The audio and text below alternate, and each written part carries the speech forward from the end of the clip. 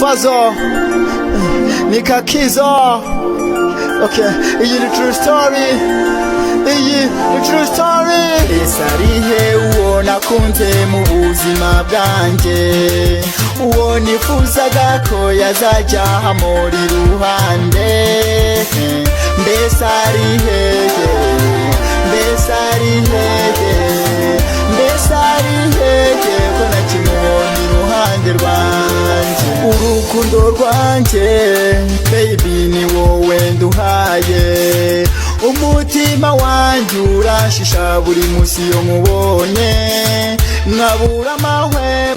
Ese arihe uwo nakunze mu buzima bwanjye, uwo nifuzaga ko yazajya hamuri iruhande.